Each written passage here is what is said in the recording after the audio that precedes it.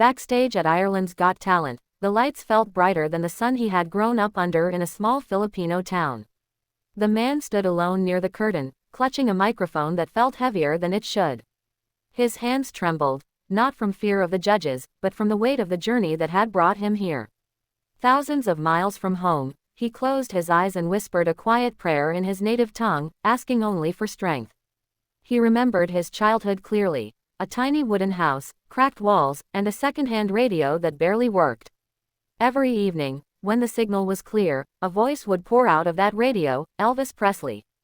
To him, Elvis wasn't just a singer, he was an escape from hunger, from long days of labor, from dreams that felt impossible.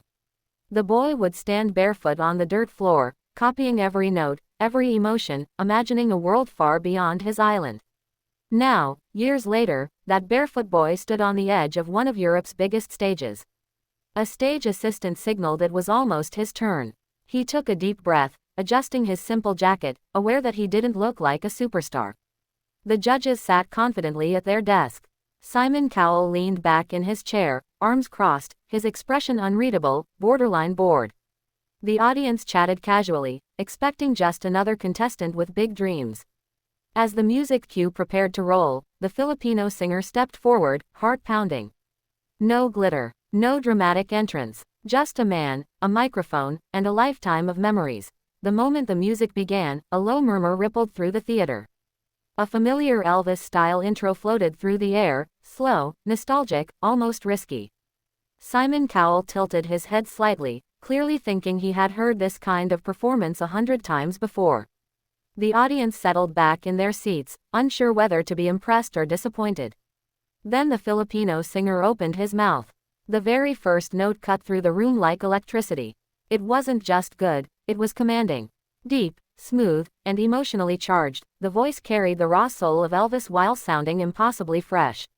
Conversations stopped instantly. A woman in the front row covered her mouth. One judge leaned forward, eyes wide. Simon's casual posture stiffened as his eyes locked onto the stage.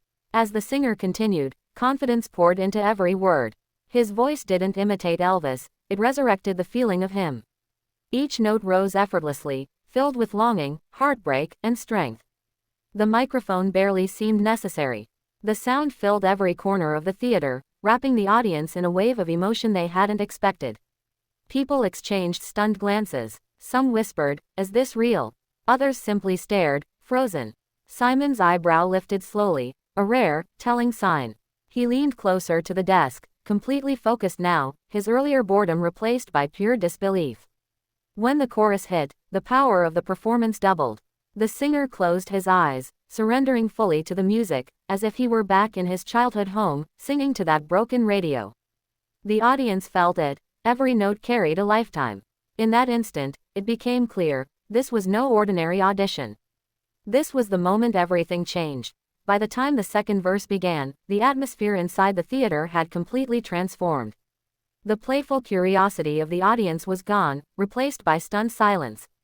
Every ear was locked onto the stage. The Filipino singer stood tall now, no longer nervous, his voice growing richer and more confident with each line.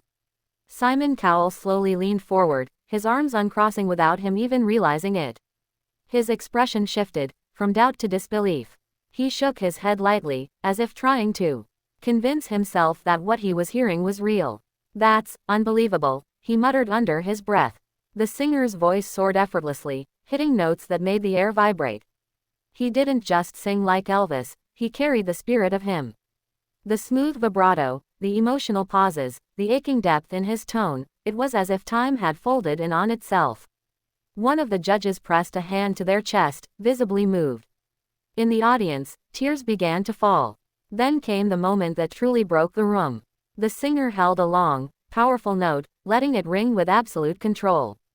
The theater felt frozen. When he released it, Simon exhaled sharply and sat back, eyes wide. He gave a short, incredulous laugh, the kind that happens when something completely defies expectation. Simon turned to the other judges, pointing at the stage. "You hear that, right?" he said, disbelief mixed with admiration. The crowd responded with spontaneous applause, mid-performance, something rarely seen. The singer opened his eyes, briefly overwhelmed, but he didn't stop.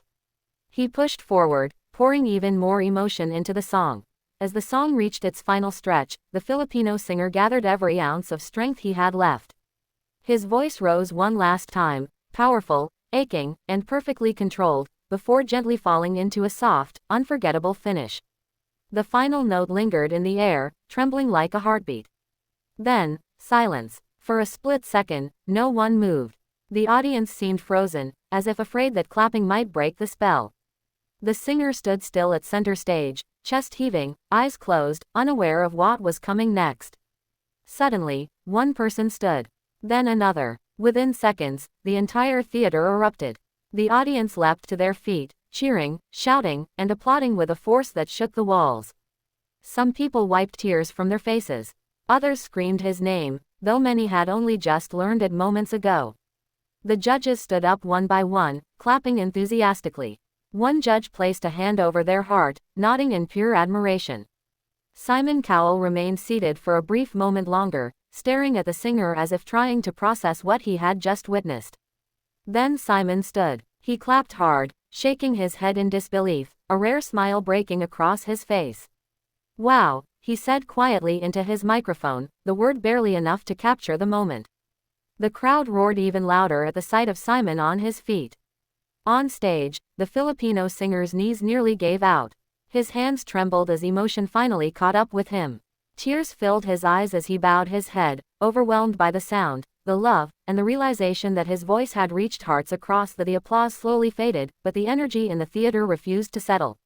The Filipino singer stood under the bright stage lights, tears streaming freely now. His voice, so strong moments ago, shook as he thanked the judges and the audience, his accent thick with emotion. This is for my family back home," he said, placing a hand over his heart. "For everyone who dreams." Simon Cowell leaned toward his microphone, still visibly stunned. "I've heard Elvis songs my entire life," he said. "But what you just did, that was something special. You didn't copy him, you honored him.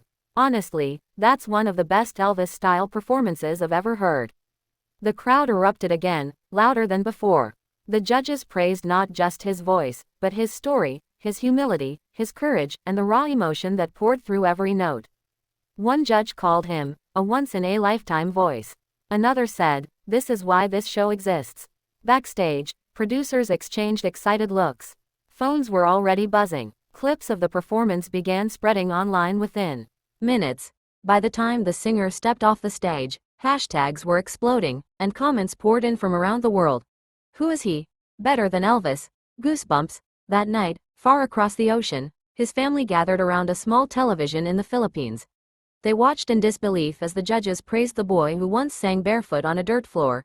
Tears flowed freely as they realized his dream had finally crossed borders. By morning, he was no longer unknown. He was a global sensation. Proof that talent knows no boundaries, and legends can rise from anywhere.